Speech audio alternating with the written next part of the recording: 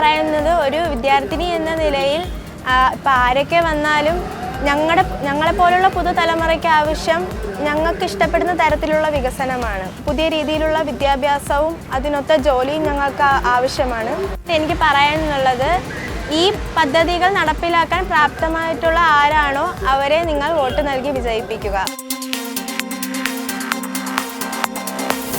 നാട്ടിൽ ആര് വന്നാലും വികസനമാണ് വലുത്, അല്ലാതെ അഴിമതിയല്ല ഭരണം. അഴിമതി കൊണ്ടൊന്നും നേടാനില്ല. വികസനമെന്ന് പറഞ്ഞില്ല. അതുപോലെ തന്നെ തോട്ടവാരത്ത് പുളുമ്പാത്ത് പഞ്ചായത്തിൽ അവിടെ ബസ്സില്ല, ഒന്നുമില്ല. അവിടെ MP ഭരിക്കണം, MLA ഭരിക്കണം, എല്ലാവരും ഭരിക്കണം. അവിടെ നമ്മൾ നടന്നാണ് സഞ്ചരിക്കുന്നത്. ഒരു ബസ്സില്ല, ഒന്നുമില്ല. വികസനമാണ് വലുത്, അല്ലാതെ അഴിമതി ഭരണം കൊണ്ട് ഒന്നും നേടാനില്ല. ആറ്റിങ്ങൽ പാർലമെൻറ്റ് മണ്ഡലത്തെക്കുറിച്ച് പറയുകയാണെങ്കിൽ ഇതുവരെ കാലാകാലങ്ങളിൽ ജയിച്ചു പോയിട്ടുള്ള ഒരു MP-മാരും അടിസ്ഥാനപരമായ ഒരു വികസനവും ഇവിടെ കൊണ്ടുവന്നിട്ടില്ല. കല്യാണത്തിനും കണ്ണാക്കിനും അല്ലെങ്കിൽ ഹൈമാസ്റ്റ് ലൈറ്റും ബസ് സ്റ്റോപ്പും മാത്രം പോരാ.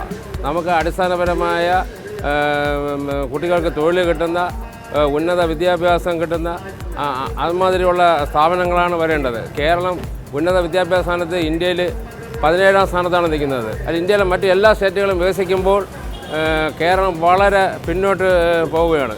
ഈ മാറി മാറി വരുന്ന സർക്കാരുകളാണ് അതിന് ഉത്തരവാദി. അപ്പം നമുക്ക് ഒരു പുതിയ മാറ്റമാണ് നമ്മൾ ആഗ്രഹിക്കുന്നത്. നമുക്കിപ്പോൾ ആര് വന്നാലും വികസനം, ഏത് പാർട്ടി വന്നാലും നമുക്ക് വികസനം വേണം, അത്രയേ ഉള്ളൂ. അതിലൊരു പഴയത്തൊക്കെ വികസനമൊന്നുമില്ല. മുതലടിച്ച് കിടക്കുന്ന ഒരു അവസ്ഥയിലേക്കാണ് പോകുന്നത്. അതിലൊരു ഒരു മാറ്റം വേണം, അനിവാര്യമാണ്. വികസനം എന്ന് പറയുന്നത് ഇവിടെ ഇതുവരെയായിട്ടും നടക്കുന്നില്ല. പല സർക്കാരുകളും മാറി വരുന്നുണ്ട്, പലരും ഭരിക്കുന്നുണ്ട്, എടുക്കുന്നുണ്ട്. ഇതുവരെയായിട്ടും നമുക്ക് പൊതു സമൂഹത്തിലൊരു വികസനം എന്ന് പറയുന്നത് ഒന്നും കാണപ്പെടുന്നില്ല. കാരണം ഇന്നത്തെ പുതിയ തലമുറകളെല്ലാം മാറി ചിന്തിച്ചുകൊണ്ടിരിക്കുകയാണ്.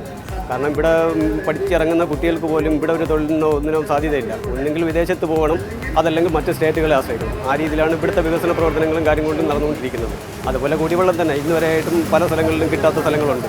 അതുകൊണ്ട് ഒരുപാട് ബുദ്ധിമുട്ടുകൾ മാത്രമല്ലാതെ ഇന്നിപ്പോൾ ഭരിക്കുന്നവരെ കൊണ്ട് മാറി ഭരിച്ച് ഇത്രയും ഭരിച്ചിട്ടും അവരെ കൊണ്ടൊന്നും ഒരു ഉപയോഗവും ഇന്നത്തെ സാഹചര്യത്തിൽ നമ്മുടെ കേരളത്തിൽ ഉണ്ടായിട്ടില്ല. ബാക്കിയുള്ള സ്റ്റേറ്റുകളെ വെച്ച് നോക്കുമ്പോൾ അവരെല്ലാം മെച്ചപ്പെട്ട് മുകളിലോട്ട് പോയിക്കൊണ്ടിരിക്കുമ്പോൾ നമ്മളെ സ്റ്റേറ്റ് മാത്രമാണ് അതമ്പതിച്ച് താഴോട്ട് വന്നുകൊണ്ടിരിക്കുന്നത്. അതുകൊണ്ട് യഥാർത്ഥത്തിൽ നമ്മളെല്ലാം മാറി ചിന്തിക്കണം.